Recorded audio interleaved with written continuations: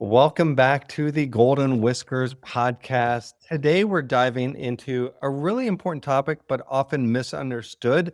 That's FIP. We're also going to cover how holistic care can play a role in supporting our cat's health. Joining me is Dr. Lisa Fiorenza, a Cornell-trained holistic veterinarian certified in acupuncture, herbal medicine, and all kinds of cool stuff that we may get into. Dr. Lisa, welcome to the show. Hey, how are you? Thank you for having me. Yeah, I'm doing well. And I don't think we talked about this last time, but I love that you went to Cornell because one, it seems like it's one of the top veterinary schools out there. When my first cat Nomar passed away, the vet that I was using for him, they made a donation to his name to Cornell Vet Oh, School, that's which awesome. which Yeah. was amazing. And I applied to Cornell School, a college, Cool. and did not get in. But I just kind of have an affinity Yeah. for Cornell for that reason. So I know we'd like to start off by talking a little bit about your cats. I know you have Nico and Flip. Mhm. So first of all, how old are they? And then who runs the household? Nico is probably 13 now. And he's the sweetest little boy. Like, he's a phenomenal bird hunter, Nice. but hunter in general.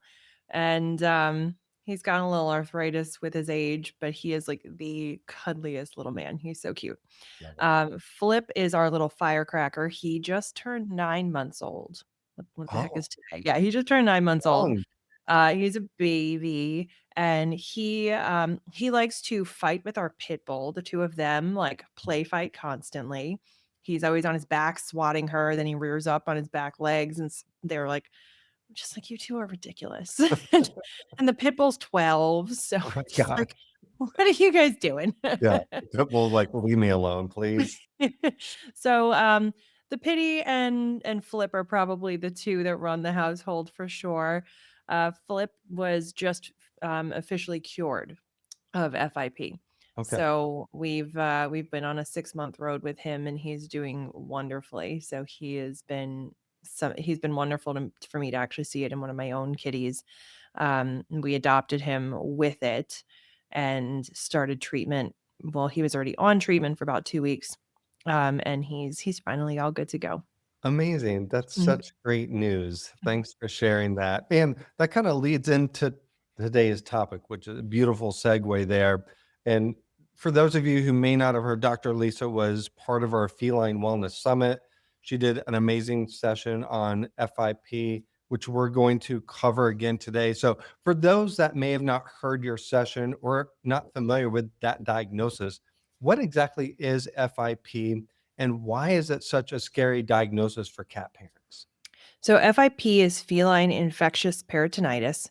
And the name is kind of, I think nowadays, a little bit of a misnomer because it really does a lot more than just peritonitis, which is inflammation in the belly. Um, but it is a coronavirus of cats, and it is just a cat coronavirus. Most cats, over 90%, will just get a little cold or a little stomach upset, like some diarrhea with the virus, and then they'll clear it and they'll be totally fine in a week or two. In a small population of cats, this virus can actually turn into something much more serious, that up until a few years ago was invariably fatal. Cats did not survive it. There was no treatment for it. When your cat was diagnosed with it, it was a death sentence. And it just mutates in the body in those cats.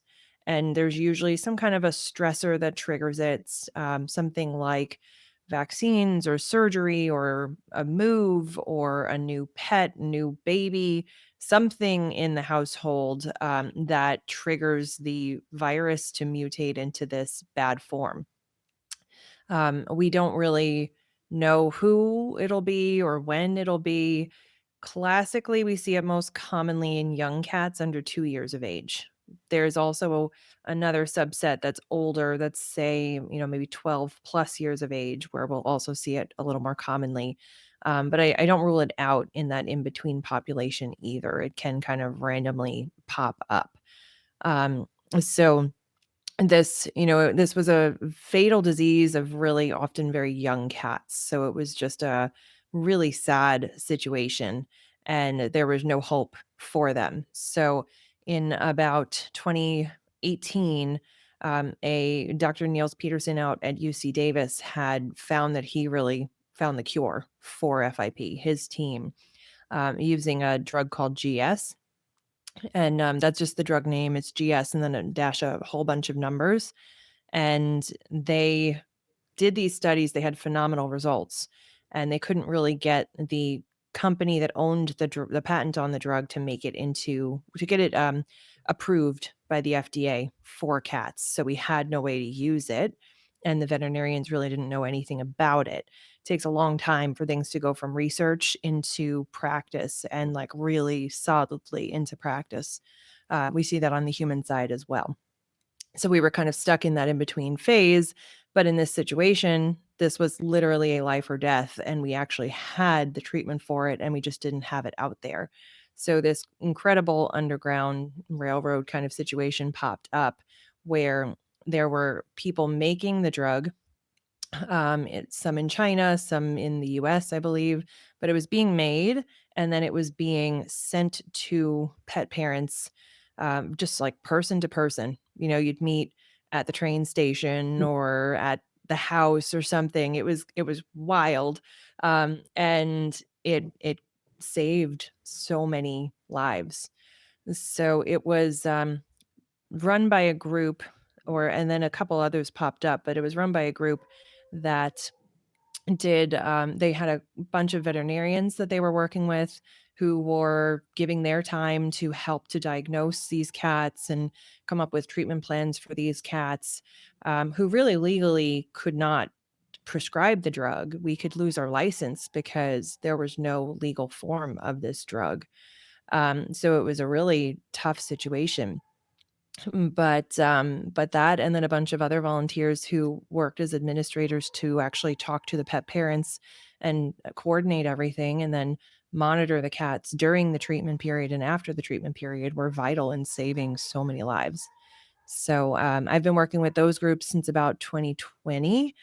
They really, I think, started to grow in about 2019. And in March of 2020, a patient of mine, a young kitten who was diagnosed with FIP, mom had come to me asking about this whole situation. And she saw that she was told by the specialist who diagnosed him that there was no cure and that he was going to die.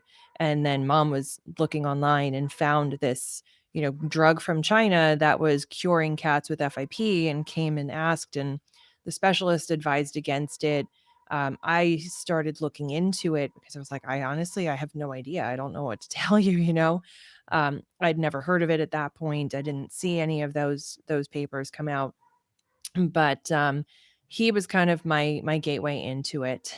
He had the neurologic form and unfortunately passed away before mom ever got a hold of the drug, but he's the one that got me into this and has helped me to go on to save about 70 cats in my own practice. And then I've helped a lot of other veterinarians with diagnosing and treating and guiding other vets on what to do with these cases. Yeah, wonderful story. How is FIP diagnosed now? It's very tricky. It can look like so many different things. Mm. So, in most cases, it starts off as decreasing appetite, decreasing energy, less playful, and they can develop a fever, which you may or may not really notice because they're normally hotter than we are. But that will make them more tired. And then a lot of them will often lose weight over some time. And I think oftentimes it's probably at least a month or so before these pet parents are even bringing them in because it's just this slow onset.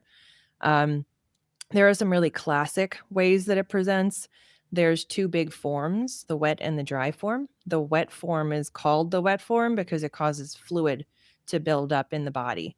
Most commonly, it's going to be in the belly, which is where the peritonitis comes from.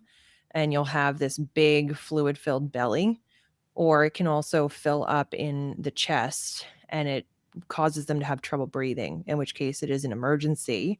and that fluid needs to be removed, but it will keep refilling if the cat is also not treated for the FIP. So those are really classic, and a lot of those symptoms are the symptoms of so many other issues. You could have just the mild cold or something that's going to cause decreased energy, decreased appetite, but it's usually going to go away within a couple of weeks. So if it's lingering, or you're seeing weight loss or other symptoms, or a big belly, you definitely want to get your cat in to be seen. And then your vet can look for other things. Blood work is a really helpful, just like baseline blood work can often be helpful. There's going to be a classic change in the chemistry where their protein levels are off. Their globulins, which is an immune system protein, are usually going to be high. And then their albumin, which is another protein in the body, is usually going to be low. And it's going to give them a ratio of the two that's under 0.7. Now, that doesn't always happen. So that is one of the tricky things. A lot of the time, if some of those changes aren't there, you're going to need somebody who just knows what to look for. You may need to do additional testing. If you don't have a diagnosis and your cat is still sick, then I would make sure you're advocating for additional testing to see what's going on. I do virtual consults for these guys because sometimes it is hard to figure it out. So I'll look at all the lab work and the history and look for those triggers that could have been something that converted the virus, and we see if there was any little cold or stomach upset a few months prior that could have been the initial coronavirus. So it's a lot about putting the pieces together. Mm. Frequently, one kind of the dry form is the neurologic form, which is really the most serious. The most serious form, other than the fluid around the chest, which is relatively easy to treat, but that fluid around the chest is emergency. So the neurologic form usually needs a higher dose, and it can be, it can totally throw you off because they could have pain from a granuloma in the spine, which is this disease causes granulomas frequently. And that's basically kind of like a ball of pus. It's more solid, it's not liquid, but that's essentially what it is. So it really hurts if it's in the spine. It can cause weakness in the back legs, in the spine, where they're kind of, paralyzed, or not quite paralyzed, but just not right. It can cause seizures if it's in the brain or if it's affecting the brain in some way.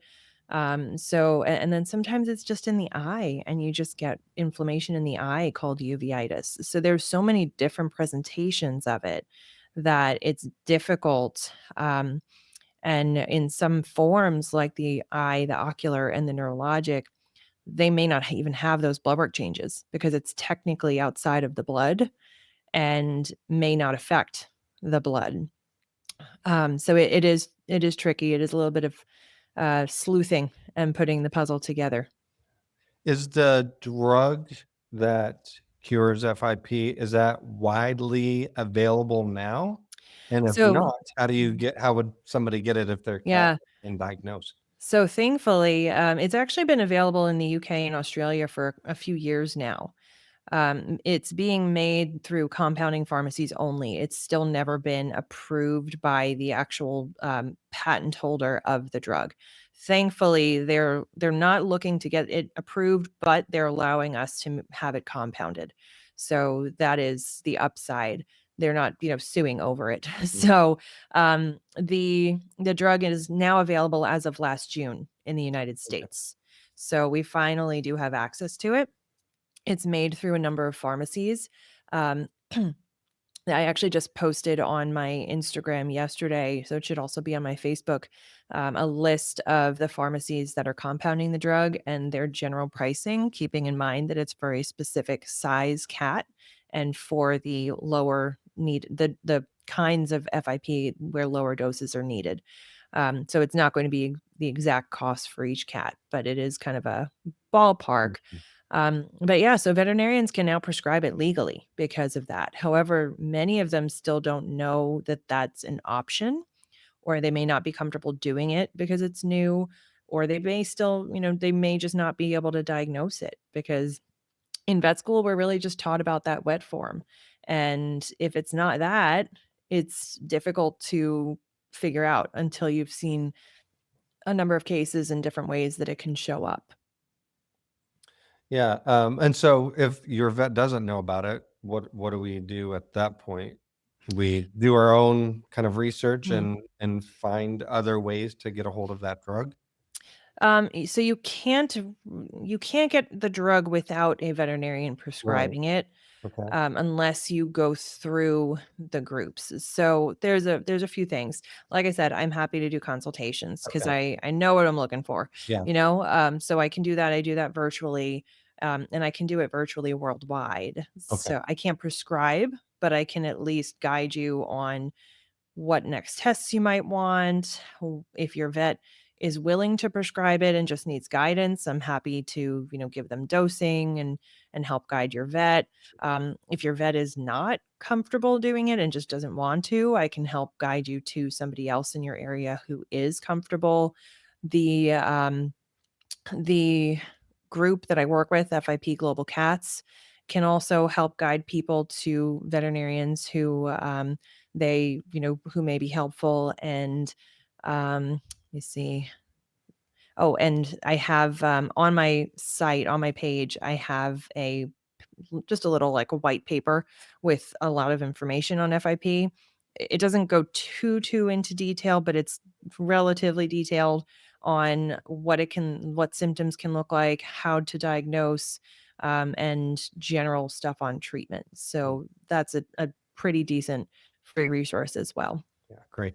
Now I know you bring something unique to the table with your holistic approach. How can things like herbs, acupuncture, even microbiome therapy support cats going through FIP or really any chronic illness?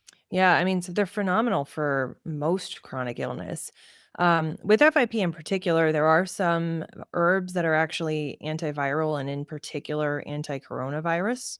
So I do sometimes add those in. Supportive care is usually what I'm doing with that. So improving, balancing the immune system response, because in a way, this is an overactive immune system that's triggered by the virus, and it's similar to COVID in that way. In the more severe cases where people get very sick from it, it's the immune system just kind of gets hijacked and it over responds inappropriately.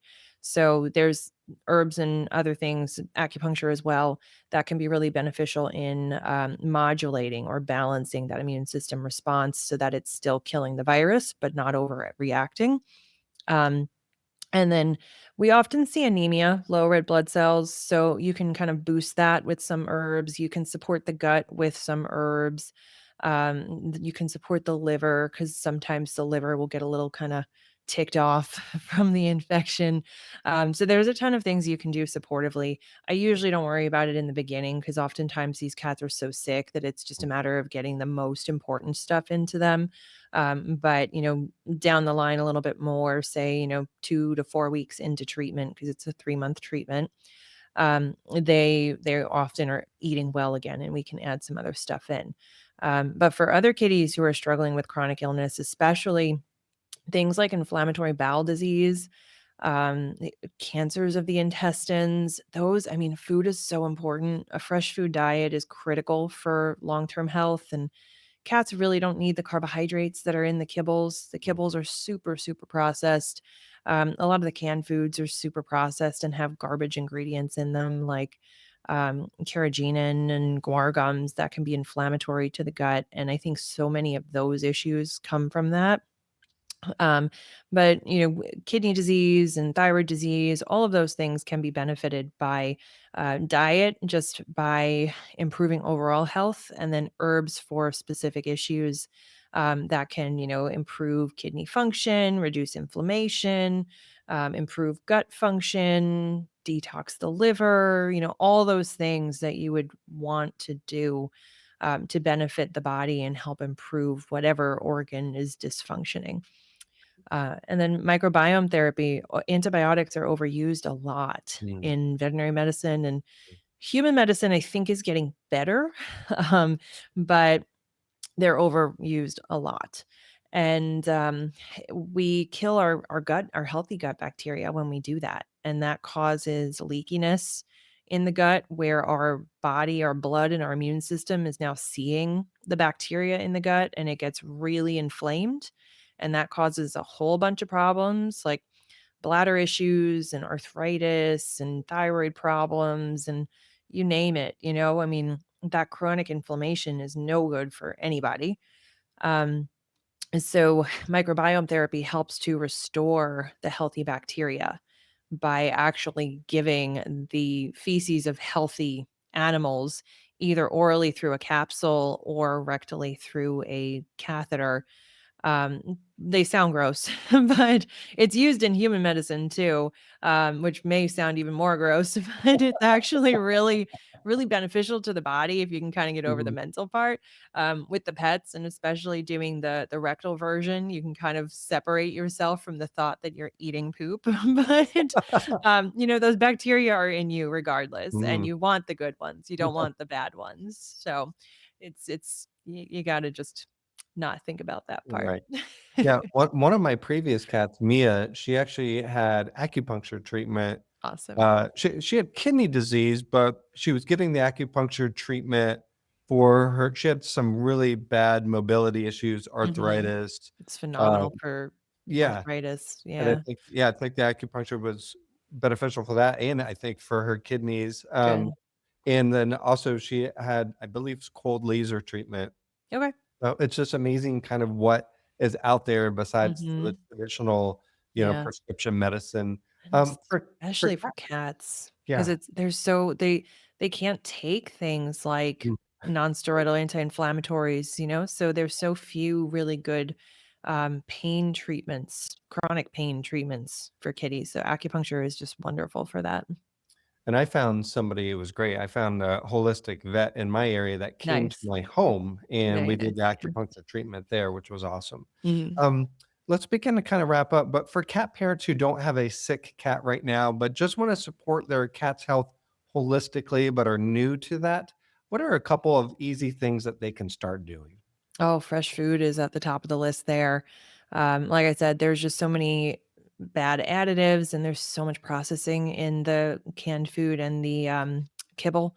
So, kibble, I think, is like the absolute enemy of cats. It's Mm, dry, so they don't get any fluid intake with it, which means, I mean, there's reasons that we see so much kidney and bladder disease. The kidneys and the bladder need fluid, they need to be flushed, and when we're feeding this dry cereal twice a day or just leaving it out all the time, they don't drink enough to make up for it. Cats are made to get their fluid from their food. mm, They're eating mice and sardines and whatever it is, and they're 70% water. So when we're giving them kibble, it's super dry, it's super processed. The processing is going to create inflammation, and then it's high carb, and they're obligate carnivores. They really have no need for carbohydrates. They do get some through eating their prey's stomach contents, and that's fine. And some plant material is not a bad thing for a cat because there are great nutrients in plants and there are great antioxidants and things in plants. But we're talking more, the carbohydrates that you think of, like the breads and things that we know aren't even very good for us, yeah. let alone our cats who are carnivores when we're omnivores, Yeah. so that's number one. I think fresh foods, especially from a young age, are phenomenal for kitties. I do have another free resource on my page that is a 2025 fresh foods list. There's a page for dogs and a page for cats. And so Okay. you can check out some options there. Uh, yeah, and so that's a good segue. Where do we get these resources from you? What means do we go to? So I am on Instagram at Dr. Lisa Holistic Vet. Okay. And I am on Facebook. I believe it's also Dr. Lisa Holistic Vet. It's Facebook/Dog Tour Lisa, Oh, yeah. Remember that. DOGTORLISA. Okay. Yes. Well, I will make sure we link all of that into Thank you. the show notes so we can get these resources. Okay, kind of a personal question here because I like to end with this with all my guests. What's in your cat's bowl right now? So, what are Mm. Nico and Flip currently eating?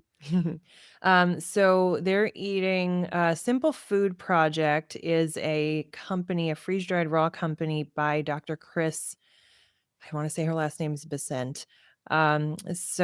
She has that one, and she also has a prescription one called Medicus, and they're all freeze-dried. So they eat that, which is like we rehydrate it, and they also are getting some like fresh meats and things, kind of as we're cooking. Hmm. Sorry. And then sorry. I supplement them with a little bit of there's a few canned foods that are much lower processing and don't have the gums and things. So I'll rotate a little bit through those.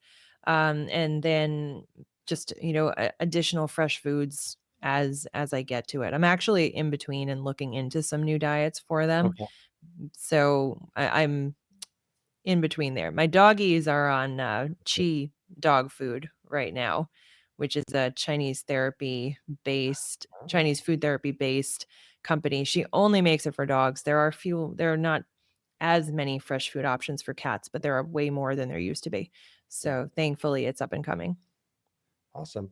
Well, Dr. Lisa, I mean, you're doing such amazing work. I think you're giving hope to a lot of people who may have cats with FIP that didn't previously have hope before. So I love that we're Mm. continuing to get this message out here. And Yes. of course, by saying yes to this podcast, we're going to help more people, right? So Yes. Yes, appreciate definitely wanna you. get the word out. Yeah, appreciate you and the work that you're doing and also for Thank you. being a guest here.